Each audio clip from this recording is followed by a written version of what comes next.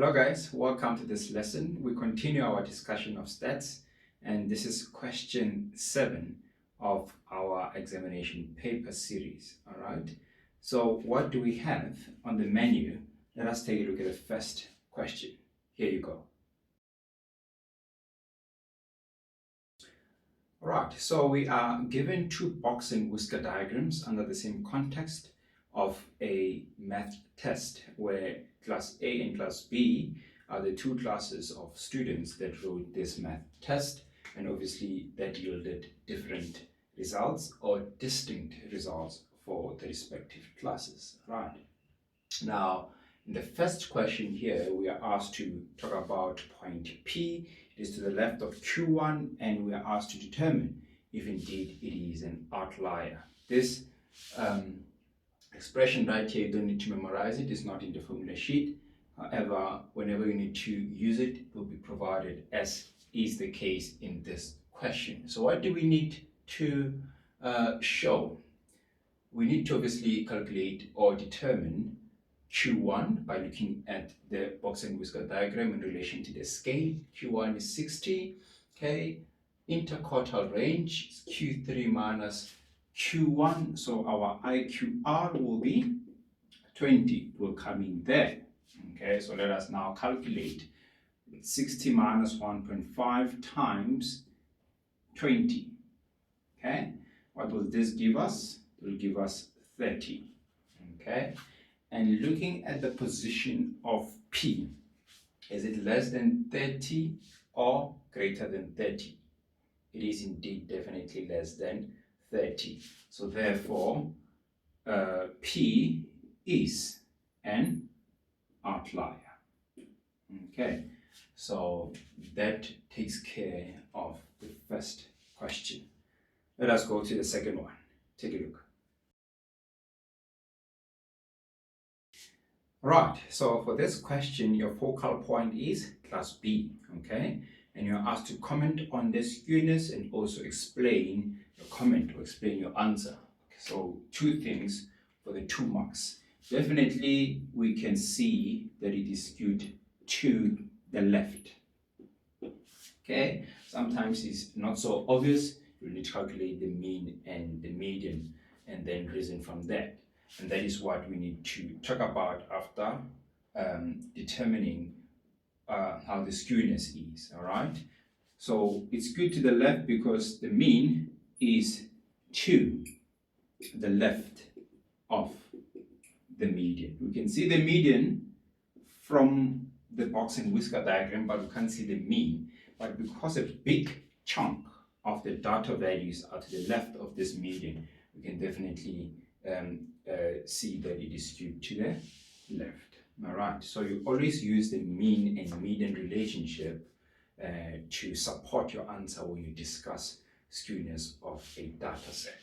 Okay, so this will take care of this question. Right, let us go to the next one. Right, so one teacher made a determination that in the entire grade, class A and class B, there are a total of 13 students who got between 45 and 60%. Okay, so we need to prove that or disprove it using our calculation here. What is this? This represents Q3 in class A. What is that? This is the maximum value in class A. From Q3 to the maximum, that is 0.25 or a quarter of the data set. Okay? Now, we come to class B. What is this representing? This is the minimum. And then what is this representing? Q1. Minimum to Q1, what do we get? 0.25 of the data set or a quarter of it. Okay, how many students in class A? 28. Students in class B? 25.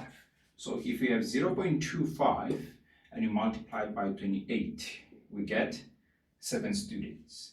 And here, 0.25, we multiply it by 25, we get 6.25, which basically means that there are 6 students. Okay, what is 7 plus 6? Indeed, this teacher is correct. Okay, and indeed there are 13 students who got between 45 and 60. It was an interesting question, to link the two box and whisker diagrams, and indeed we arrive at 30. Great stuff. Okay, let us go to the next question. All right, so in this question we are given a grouped data set, and this brings to mind the fact that we need to work with midpoints for given intervals to talk about the mean. The mean is given, it's 5, right? And the midpoints are obtained there, 1, 3, 5, 7, and 9, multiplied by the corresponding frequency divided by the total number of data values. And if you do the mathematics there, you'll get that P is equal to 85. Definitely straightforward, no problems detected there. Okay, let us go to the last question of question 7, and this is how it looks like. All right, so we are given an interesting question here that involves sigma notation, but something rings a bell about this guy. All right, it reminds us of variance. Okay, and we know that standard deviation is the square root of variance. So if you can get the variance, you can get standard deviation and therefore answer the question. Yes, we see that the upper limit involves P, and definitely that guy will come in there, right? What is 915 plus 85? Will give us 1,000. Okay, so there are 1,000 values here that we're summing in this expression to give us 6,520. Okay, so therefore the standard deviation is equal to the square root of the variance. What is the variance? The total sum divided by the total number of values. Okay, if you do that, you get 2.6. Okay, this takes care of question 7, guys, and this was the last question in section B of the question. All right, so thank you very much for tuning in. Let us now go on to some 3-dimensional trigonometry in question 8. See you in the next video. Shap shap.